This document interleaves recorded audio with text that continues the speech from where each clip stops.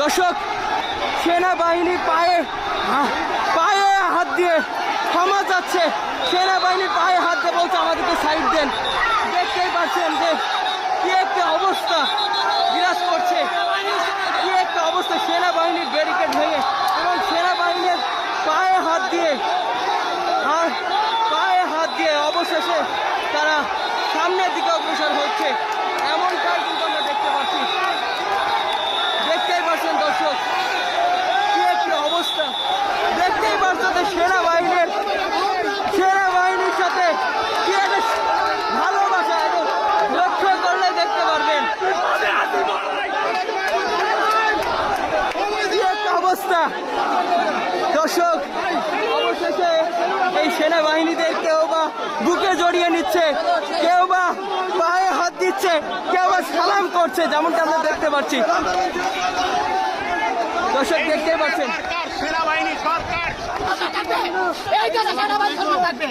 এই দেশ আওয়ামী লীগ থাকলেও বিশ্বাস নাই, বিএনপি থাকলেও বিশ্বাস নাই, কারণ আমরা সেনাবাহিনী সরকারকে বিশ্বাস করি। এই সেনাবাহিনী দেশের কল্যাণের জন্য। যদি বিএনপি আমাদেরকে আঘাত করে, আওয়ামী লীগ আঘাত করে, সেনাবাহিনী আমাদেরকে উদ্ধার করে। যদি আওয়ামী লীগ আমাদেরকে মেরে ফেলে, বিএনপি মেরে ফেলে। দেখতেই পাচ্ছেন দর্শক, কি একটা অবস্থা।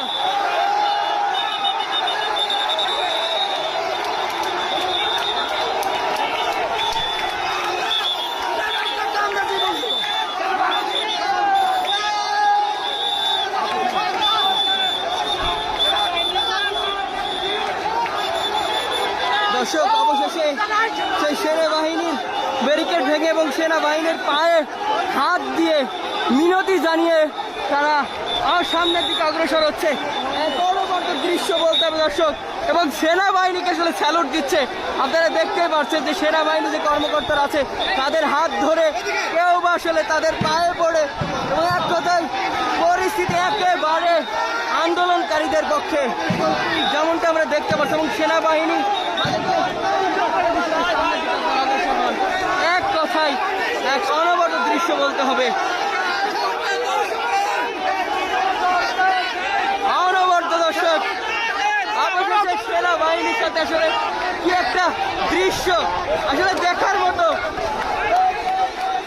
একটা অসাধারণ মুহূর্ত বলতে হবে। যেই সেনাবাহিনীদের পায়ে পড়ে কেউ আসলে একটা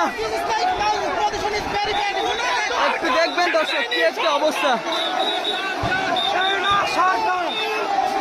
এমন হাজার হাজার আন্দোলনকারীরা তারা সেনাবাহিনী ব্যারিকেড ভেঙে